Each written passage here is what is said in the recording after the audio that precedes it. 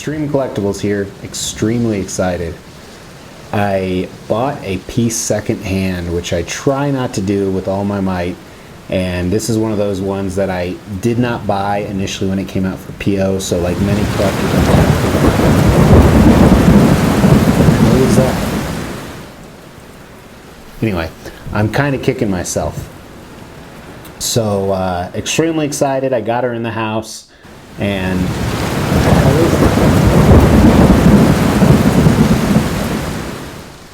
anyway, and let's do this awesome review, and it's going to be a weird review you're going to see why. So, let's go.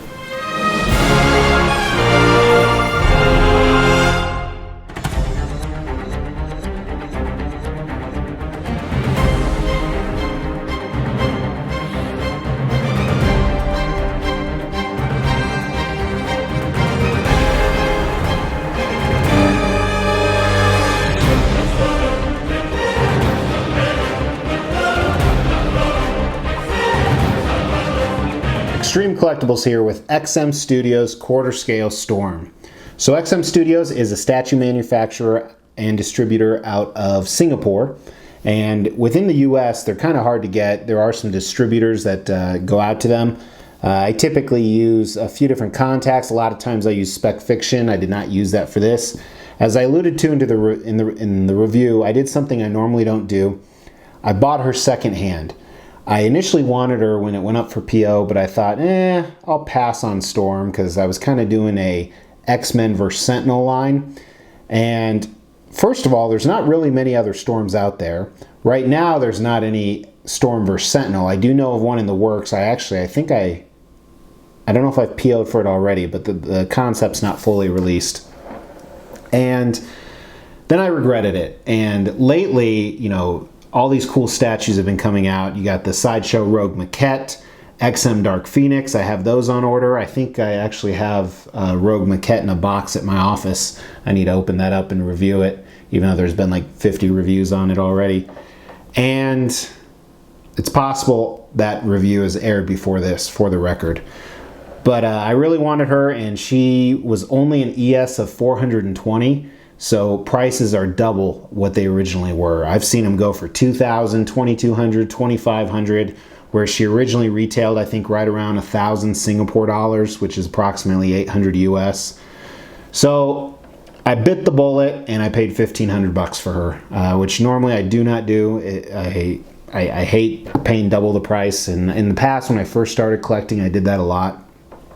But kind of a lesson to all collectors: if you want something and you have the means, buy it now.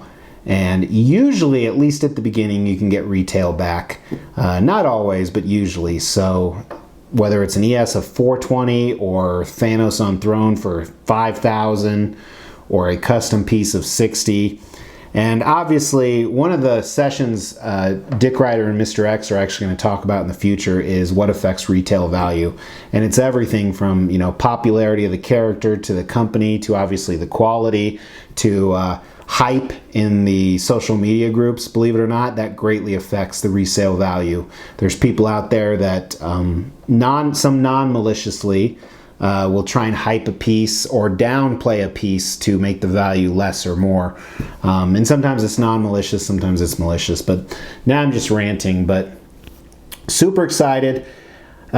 She came in the standard XM box that is so hard to get off, and white foam inside, came with the art print, came with an instruction book. Let's actually get the dimensions on her. Kind of hard to tell the depth and the width.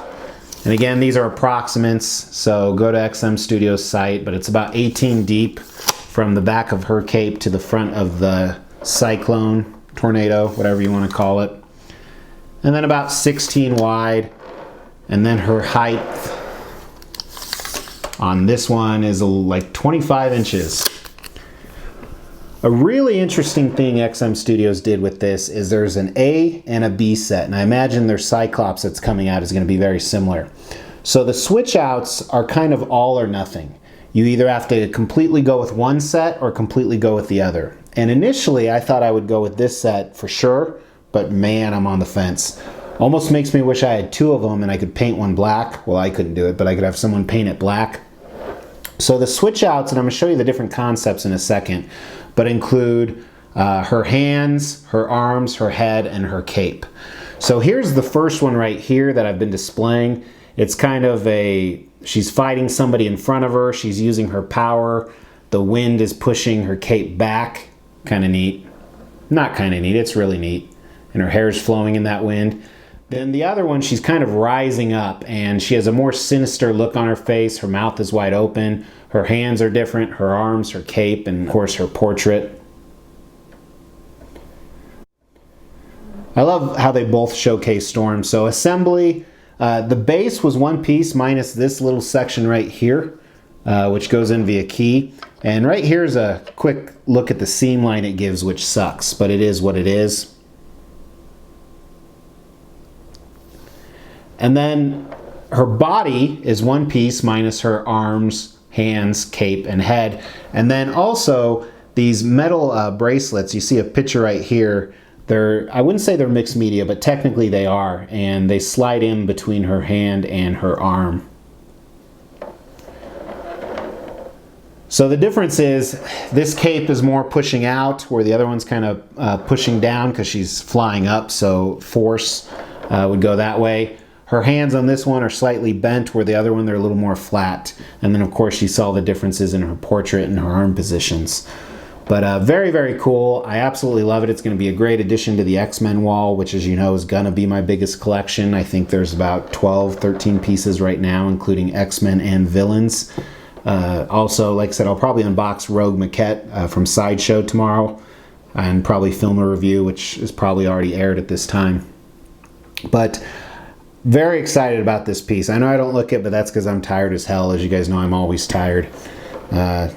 Life happens. But I am taking a break in about a week and a half, which is probably in the past. Time travel when you watch these videos. So jumping into the concept of this, so I didn't go into any of the history, but if you don't know who Storm is, I don't know why you're watching this, but so Storm, one of the protagonists on the X-Men side, one of the leaders of X-Men at a certain time, she has the power to control the weather, whether that's tornadoes or rain or thunder or lightning or wind, ice, snow, heat. You don't really see her using the heat too often. I guess I have a few times, but here she is. And one really cool thing about this concept is you can't see the bottom base. I love that. It's rare you look at a statue and think, man, this has no base, because a lot of times when you think of a base, you think of the, black or gray cylindrical, pedestal that it's on, and there isn't any here. Well, there is, but it's hidden. So she has a cyclone rising up, as cyclones do. They actually start from the bottom. Most people know that. Cyclone, tornado, whatever you want to call it. And she is above it, flying. Obviously, this is a dynamic pose. She's kind of in the middle of an action, whether it's summoning weather to, kick a bad guy's butt or to just show off her power. Because let's face it, if you had the power to control the weather, you wouldn't necessarily use it to fight people. You just do it to be badass all the time. That's what I would do.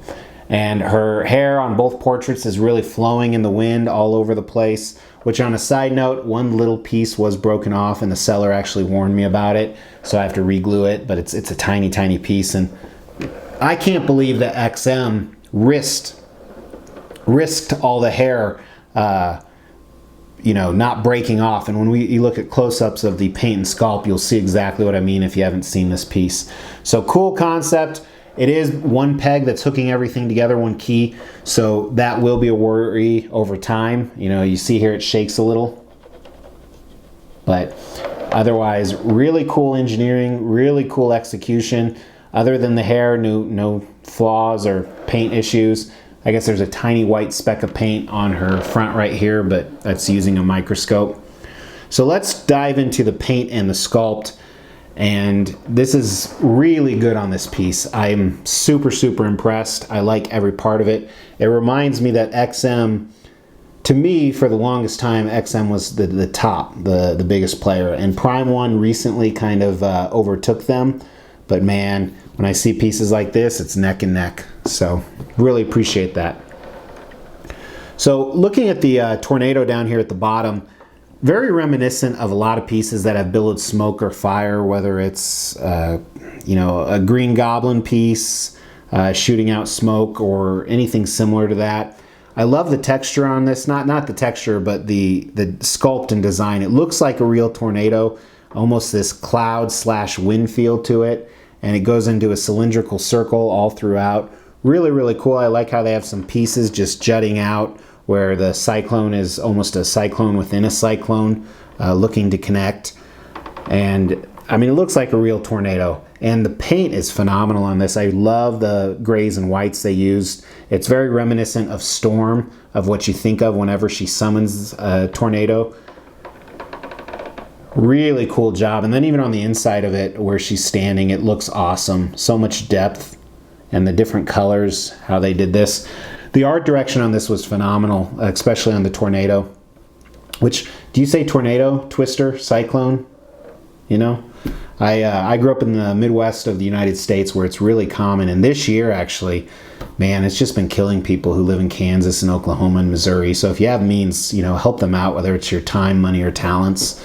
Man, it's crazy. We have some tornado warnings where I live, but nothing of mass devastation or anything. This is a long review, not a lot about Storm, so let's just talk about Storm.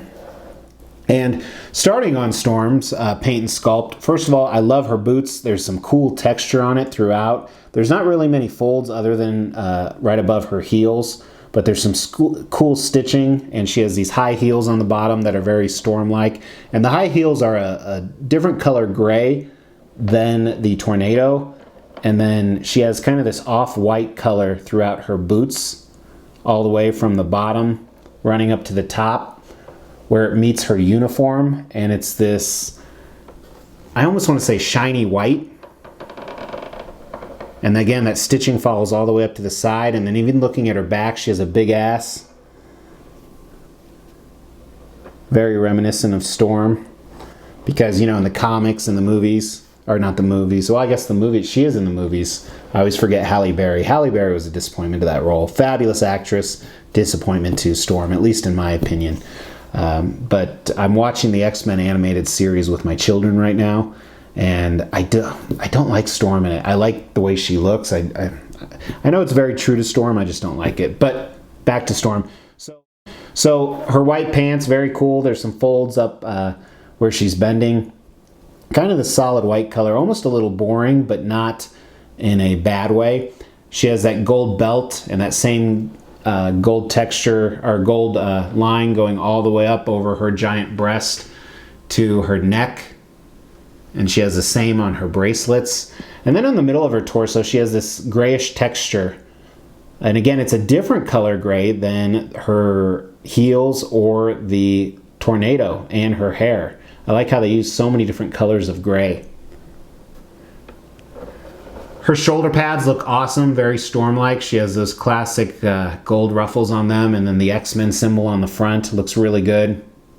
And then her arm sculpt, the clothing arm sculpt, again, a different white color almost. There's some gray mixed in here, but looks really, really nice, just the way it folds over. Fabulous sculpt on her hands. Not only the sculpt, but the paint application. Both her hands and her nails looks really good. Her cape, very much similar to her pants. Same color, all these different folds and the flow of it. So the sculpt is really cool. More the concept of the sculpt, but they nailed that really well. Then looking at her closed mouth portrait that's looking forward, I don't like her lip expression. It's a little bit off when you're looking at it close, but really cool skin tones, the brown skin tones, black-brown skin tones.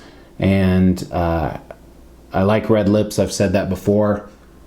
Her eyebrows are actually sculpted on there, but very thin. And then her her eyelashes even look right around her white eyes look good. She has these lightning bolt earrings that look awesome. And just some really good sculpt in her face to give her that menacing expression. And then before we move on to her hair, I just want to look at the open mouth of her open mouth portrait. Again, some differentiation in the sculpt where her on the sides of her mouth, and then awesome job on her teeth and her tongue on the inside here. Very, very cool.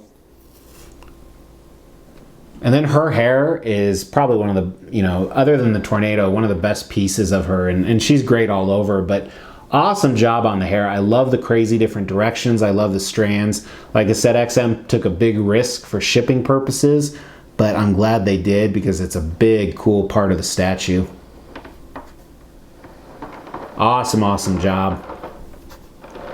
So where I'm really torn is how I'm going to display her. Obviously, if she's on a bottom shelf, I will use the portrait where she's looking up. If she's on a middle shelf, which is going to be temporary right now, I'm going to do a bunch of shelf changes this weekend.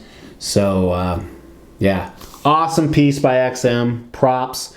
If anybody has this, let me know what your thoughts are, if you've seen it, if you're looking for a storm. I'm also thinking about making one with my group. So, yeah, very, very cool piece. No wonder it's going for twice the amount, especially with only 420 in existence. So really appreciate you guys watching. Please let me know which X-Man statue is one that's eluded you that you're hesitant to pull the trigger on, whether it's an X-Men or an X-Men villain. So as always, really appreciate you guys watching. Please give me a like if you like this. If you don't like it, give me a thumbs down and stop watching. So thanks so much. Take care.